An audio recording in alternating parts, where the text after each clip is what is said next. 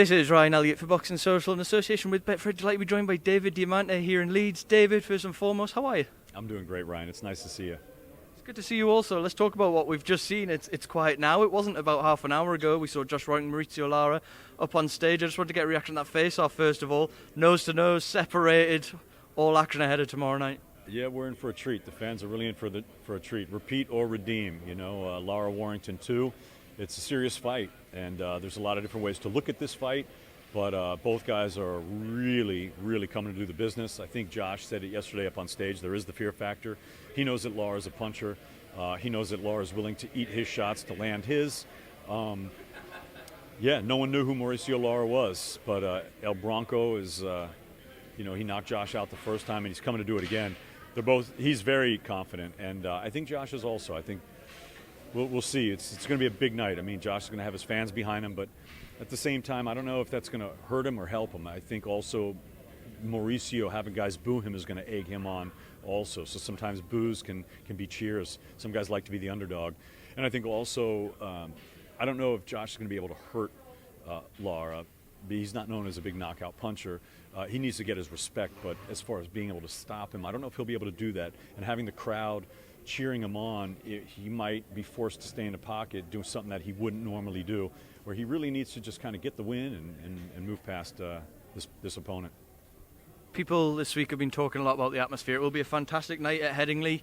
People are asking how it will affect Josh, as you just mentioned, but also Maurizio Lara. But when you got these Mexican fighters that have been through so much and they battled to get right to the top where they are now, Maurizio Lara is not going to be bothered by these fans, is he? We saw that today. No, I think it'll egg him on. He's a very proud man, and he's here to do business. So he's not worried about that. You do your research, Dave, and you spend a lot of time around these fighters. Mexican fighters of the last couple of years, especially through lockdown, have had this attitude coming over here, really believing they can go and change their life. Do you think it's changed at all, and what is that belief like amongst them at the minute? You spent time with Lara, Straffon. What is that mood like among those sort of camps right now? Well, they're really excited, and I think that Eddie knows that, and that's why instead of fighting against these guys, we've gone down there and started a promotion with Canelo and Clase y Talento, and we've been throwing some great shows down there. We just did a great one in Guadalajara, and we got some other ones coming up. So I think you'll see a lot of great stuff. Mexico is one of the hotbeds in the world of boxing. It has been for many, many years. They're a very spirited lot. They're very tough, proud people, and they produce a lot of great fighters. Elsewhere on the bill, Katie Taylor's back to defend her undisputed lightweight championship against Jennifer Han, former world champion Jennifer Han. How much have you seen of Jennifer? I know she took a bit of time away after winning the world title for her second son. What can she offer on Saturday night? I've known the Han family for quite a while. I first was introduced to the Han family back in 2009. I did a fight for her brother AB. For those that don't know, they come from a fighting family. They're very proud people. Their father had a martial arts school, so they all fight, the whole family. And Jennifer, she's kind of been the matriarch of her family. Her mother passed recently, but her mother was very sick, so she kind of took the role as the matriarch in the family. She's very tough.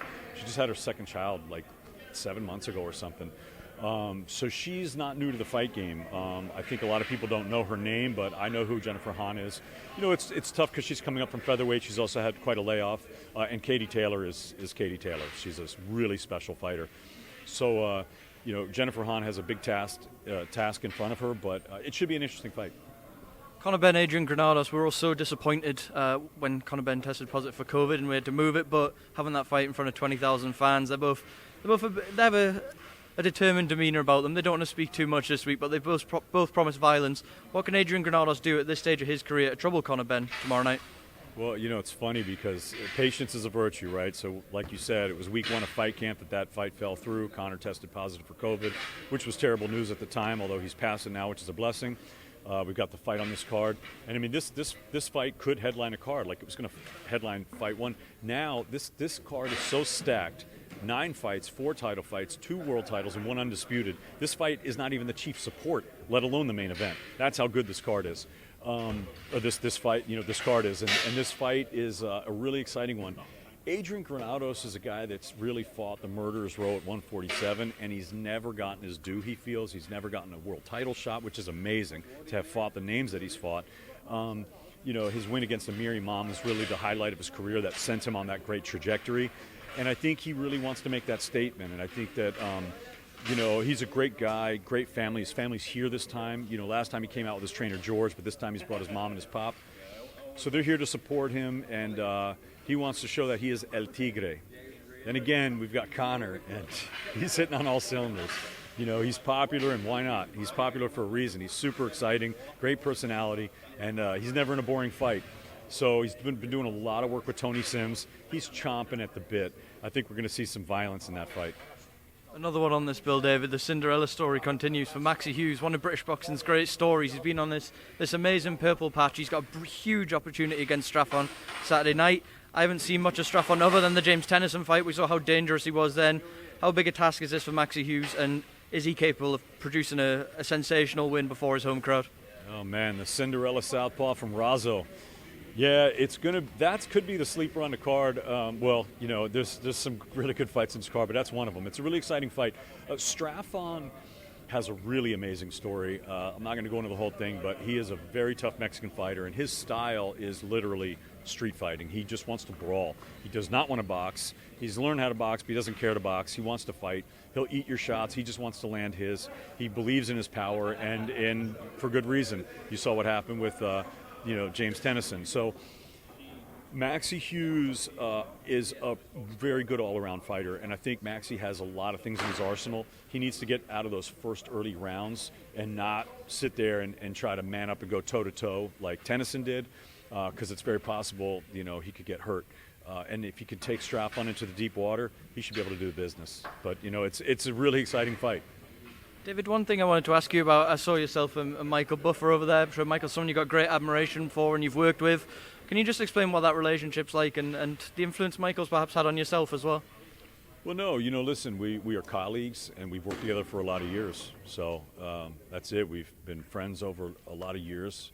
We have a lot of friends in common, and we talk on a regular basis, and yeah. Now, just to touch on a couple of things away from this, one thing I wanted to ask you about last weekend, we saw something a bit different with boxing. It was the return of Jake Paul. Jake Paul fighting Tyrone Woodley. What do you make of Jake Paul's run in boxing? Some people seem bothered by it, aren't too bothered. What do you make of his exploits in boxing? He hasn't fought any boxers yet, so we'll have to see when he fights boxers. I think he's got a great work ethic. I think he's an incredible promoter. I love the fact that he shared his purses with the other fighters. I think that was great. Amanda Serrano made a great purse, and all the other fighters on the undercard. So that's wonderful. I think boxing needs to be more worried about itself, because boxing has a lot of issues. I mean, again, it's my favorite sport. It's a sport I love. But there's a lot of stuff that can kind of stink in it. And I think boxing needs to clean up some stuff and help itself out. He says he's helping boxing, Jake Paul, but I don't know if he is, because I don't know the numbers on that. How many of these kids are actually tuning in for a card like this? I don't know. Are these fans being retained, or are they just tuning in for his fights? I don't know those metrics, but I think someone should look into that and see what is the truth on that. Maybe he is helping boxing, maybe he's not. I don't know. If he wanted to open up a boxing school for kids and get the youth into it, maybe that would help the sport. But I'm not too worried about anyone else. I'm more worried about what I'm doing and what we're doing here, and we're putting on the best fights in the world. So come Saturday night at Headingley, it's going to be lit. We had the announcement a couple of days ago that we are going to have Dillian Whyte returning soon in October. The date was set. We're still waiting on an opponent. Been Charles Martin talked about, Jermaine Franklin, Chris Arreola. Which of those fighters do you like to see, and which do you think would gel best with Dillian? Oh, I just want to see Dillian. I just want to see the body snatcher back in action, man. Dillian is, he's just really fun to watch. Always love seeing him. We saw him at fight camp. That's not up for me. I'm not the matchmaker. But he's not really going to be, I don't think he'll be in a boring fight. He's going to bring it 100% whoever he's up against. And we'll see if he can get some W's and maybe he'll get a shot. It's what he's wanted. And the last thing I wanted to ask you about, David, I know you haven't had a full proper look around the city of Leeds yet, but I know everywhere you go you like to be able to take it in. You're not just there in the hotel and then back out. I know you spent a little time with Sean O'Hagan yesterday and he took you around a little bit. What was that like being with Sean in his home city? Oh, well, I absolutely love Josh's dad. Sean O'Hagan's a wonderful guy, and he wanted to take me to a local chippy, so we went and did it, and we had the full spread. It was absolutely incredible. Went to his house and we hung out and he showed me a lot of local spots. It's a beautiful city, it's a vibrant city, it's a proud city, and it should be. It's a beautiful place, great architecture, and it's really nice. I'm really happy to be here and I'm really excited to experience Headingley. David, I've seen it firsthand when you came to my home city of Newcastle. You immersed yourself in it, you were asking me questions about the city and its history as well. Why has that always been important for you to not only just visit a place and then get back home, but to immerse yourself and get to know where you've been as well? I'm a curious cat, and I believe every city has a heartbeat, every city has a soul, even the places that people don't like. If you poke around a little bit, you can find out what makes a place tick. And they're all interesting, they're all different, and I'm a curious guy and I love to learn. All right, David, well, I appreciate your time. I'll let you get away now. I'm sure we'll catch you soon. Thanks for speaking to Boxing Social. Thank you so much.